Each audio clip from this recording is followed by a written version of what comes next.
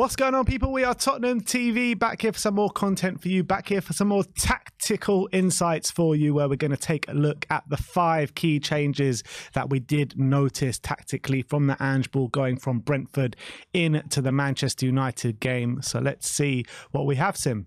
Yeah, so the first one we're going to be looking at is those darn fullbacks again, those fullbacks we're going to be looking at. And basically, look, we know that Ange likes to invert his fullbacks. That's like a tactical kind of thing that he does. He likes both his fullbacks to come inside and create like a box midfield and outnumber the opposition. If you look at the heat maps, this is Udogie against Brentford. You can see very central, picking up the ball in a very concentrated area, quite fairly near Maddison and near Basuma. And you look at, I think, Emerson as well against Brentford. Get that one up as well. You can see here, he's picking up the ball a lot, but very centrally, and a lot of it in the defensive third as well, but almost like a defensive midfielder, or at times he's playing in that midfield.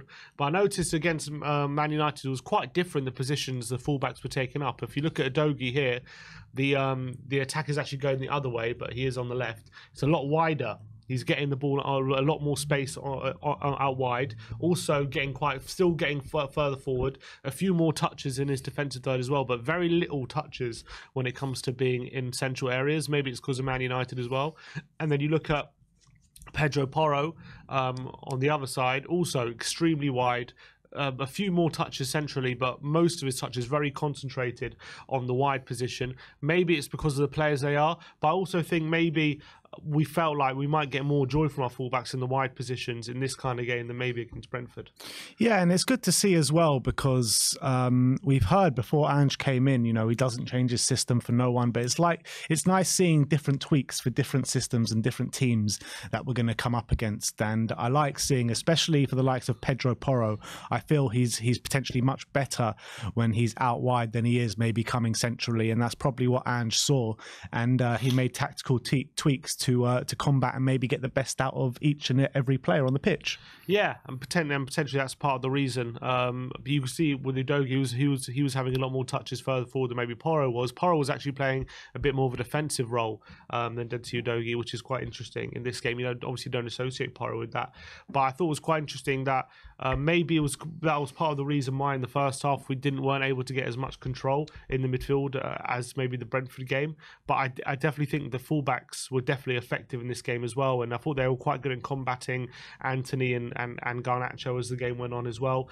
and maybe having them in a wider position maybe negated, because you've got to remember Brentford played with 2 strikers. They had Rico Henry out wide, but they were playing more wing backs than forward, so maybe felt it more necessary for the fullbacks to have a bit more of a wider position in this game. Yeah, and when you're looking at the Man United team, I mean, you did touch on it a bit before, but most of their danger does come from the wide positions. I know Rashford was playing down the middle in this game, but usually you've got Anthony and Garnacho, who are big worries in terms of a defensive ability. So I think it was only right in terms of the system that he did choose, and I think the players got more used to maybe their remit and what they were doing in the second half, and that's why you saw that big dominance.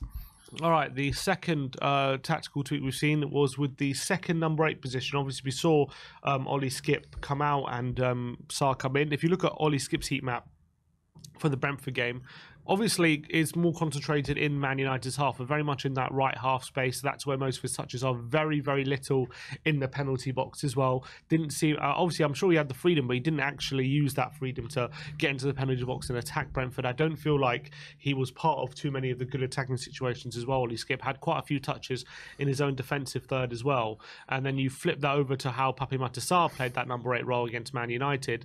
A lot more touches in the penalty area, very much further forward, actually a bit more of a spread as well, where he's picking the ball up. Obviously, it's still predominantly on that right-hand channel, but I think his touches were much more spread out along the midfield, and he had a much more freedom to kind of move over to the left, move centrally, not just stick to that right-hand position that Skip was, and even more importantly, get into the penalty area.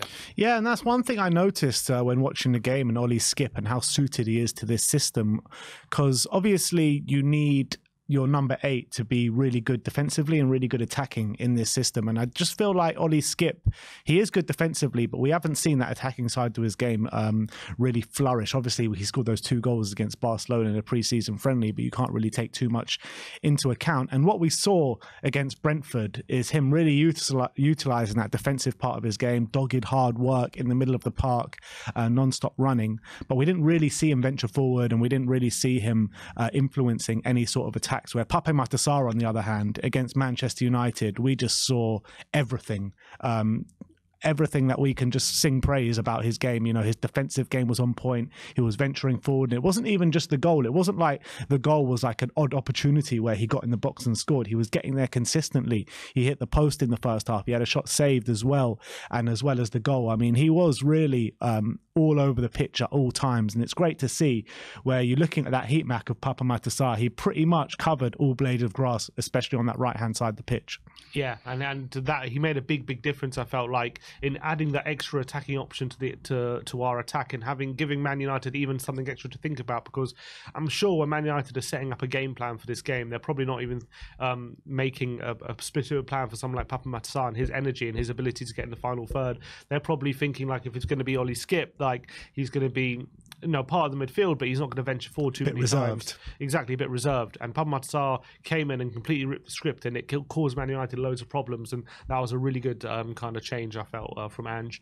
The next up is we're going to be looking at the defensive line that Tottenham deployed in this game. Obviously, if you look at the Brentford game, we had a very high defensive line. Van de Ven and Romero pretty much at the halfway line, trying to pen Brentford in. Obviously, it helped us retain a lot of the possession, and it obviously caused us problems with a lot of the transitions, especially in the first half from Brentford, albeit we did seem to clear that up in the second half. But yeah, really high defensive line. Basuma as well, he's pretty much all of his touches is in the Brentford half. You look at the Man United game, a lot deeper.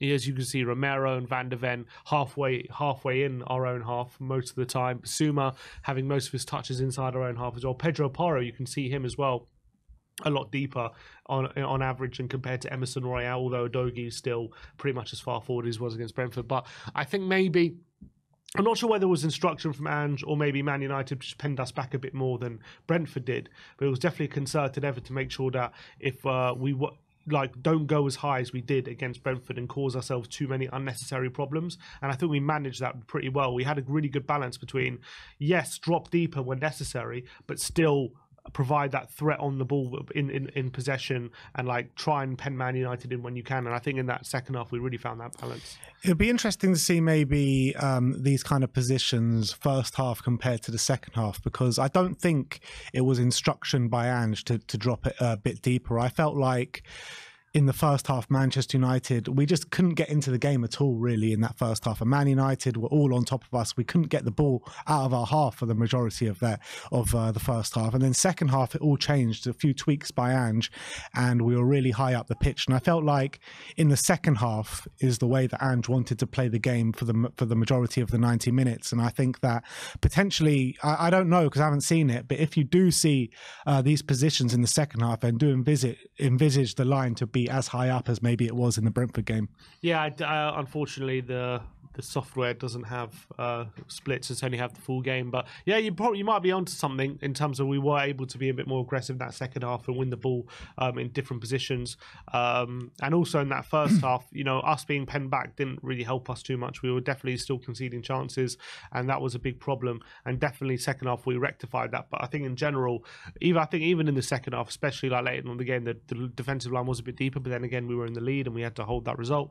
So naturally, you're going to drop deeper for that. But yeah, so I think that the first half performance and with the game majority being played in our half, I think that tells a big story about the average positions as well on the pitch. Yeah, and that leads on as well to the fourth one, which is actually talking about the goalkeepers as well. Vicario, he had 7 defensive actions outside the box against Brentford. He had 0 defensive actions outside the box, and I anticipated in the preview that if Tottenham are going to play such an aggressive line against Man United, then Vicario is going to have to do a lot of sweeping to prevent the likes of Rashford running in behind. But actually, we actually just didn't play as high a line. We dropped deep, and it meant Vicario didn't have to do as much sweeping. And on the graphic as well, you can see his position is slightly deeper than it was against Brentford, albeit it's only minimal. But he's a lot further on closer to his line than he was against Brentford on the average position as well. He didn't have to do as much sweeping, but he definitely had to do more goalkeeping on the day. That's for sure. He had to make those saves. Yeah. And, you know, like I kept saying yesterday, you know, he kept us in those games, in those crucial moments. Because, you know, if Lloris is in our goal on the weekend, we probably lose that game. Last season's Lloris. Last season's Lloris, yeah, you're probably right, because he's just not up to it at the moment. But Vicario, 100%, massive performance from him.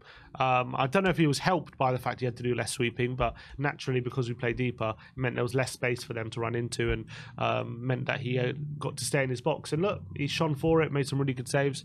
The last one we're going to look at is actually the passes in the final third. I felt this was quite interesting. If you bring up the Brentford graphic, we made a lot of passes inside the final third, all around the penalty area, with very little penetration into the penalty area. As you can see here, I think there's 2 passes into the penalty area you can see from the Brentford game, and it meant that that's part of the reason why we really struggled to create chances throughout the 90 minutes. Yet, if you look at the Man United game, this is obviously on the right hand side now as our attacking penalty area. Look how many more touches we have in the passes into the penalty area. I think there's about 10 or 15 passes there, and it just meant we were taking riskier passes and making sure we were options available inside the penalty area. How many times as well Basuma and Udogie were linking up in the penalty area, linking up with Son as well. He was able to find a bit of space, and it was really nice to see that we weren't just passing it around and keeping possession for possession's sake. We were actually trying to be penetrative. We were trying to exploit their defence inside the penalty area and be as dangerous as possible, and it really worked. And it was a delight to see when we did get the ball in the penalty area as well. We were trying our best to keep hold of it and create openings rather than just, you know, shoot on sight or anything like that. And it was and it panned out really well. Yeah, I would say that maybe the Manchester United team and the way they set up was more suited to the way that Ange sets up than maybe a Brentford team is set up, because Brentford like to sit very compact, 5 at the back. They made it very hard. They sat in a low block, and they really made it difficult for us to get anywhere near their goal, to be honest. Where Manchester United, I felt their midfield was pretty much non-existent for the majority of the game, especially in that second half. And their defence, you know, they did push up at times, leaving a few gaps for us. So I felt like Man United, especially in that second half, played into our hands a bit more than maybe Brentford maybe let us to. Yeah, I think it was probably a bit more difficult to get the ball into the penalty area for the Brentford game, because of those 3 centre-backs. Naturally, it's going to be a bit more of a challenge to thread the needle, whereas Man United a bit more open. But still, to only get 2 passes in the penalty area throughout the 90 minutes was a bit of a disappointment. It was nice to see in this game that we weren't just passing the ball around the penalty area without any little penetration. We were really trying to find those incisive passes, and on a lot of occasions we did, and I think those passes prove that. Yeah. Look, I think I'd like to see it over a longer sample size, and I want to see, like, when we next come up against a low block, I want to see us break those lines even more and get into the box and get those touches in the box, because it wasn't good enough in terms of Brentford. But it was just the first game under Ange Postecoglou, so you're not going to mark him down too much. You saw massive improvements against Manchester United in that sense, but, you know, different games are going to cause different kind of questions and different ways to break down the opponent, and we need to figure out ways to break them down no matter what system they're playing, essentially. I also felt like against Man United, when we had the opportunity, I think we tried to get the ball into the penalty area a lot quicker than we did against Brentford. Like those chances, for example, that Sarr was picking up with his runs into the penalty area, and Udogie as well. I think those were a course of very early passes from the likes of Son out wide and I can't remember who else. I think it was Basuma as well, getting the ball in, following those runs into the penalty area very, very effectively. Whereas I just felt like against Brentford, a bit too passive, maybe a bit too kind of reserved with our passing, not too creative, and I think that was quite a decent difference to the Man United game. Yeah, but I think that's a testament to the way that Brentford stifled us on the day as well, because every time we tried to get the ball in their half, they had 11 men behind the ball pretty much at all times. Where Manchester United, that just wasn't the case. There was a lot more space for us to move quickly and move more freely, where Brentford just made it so incredibly difficult for us. So it's hard to see it's not hard to see. The plan is to play like the way we played in the second half against Man United and move the ball really quickly, but sometimes that's not an option when all 11 men are behind the ball of the opposition. Yeah. So, look, long season ahead, but definitely a good start under Ange after the first 2 games. 4 points, already 3 points better off than we were last season with the corresponding fixtures. But let me know about what you thought about the tactical changes you saw from the Brentford game to the Manchester United game in the comment section below. Like, subscribe and comment. And as always, come on you Spurs.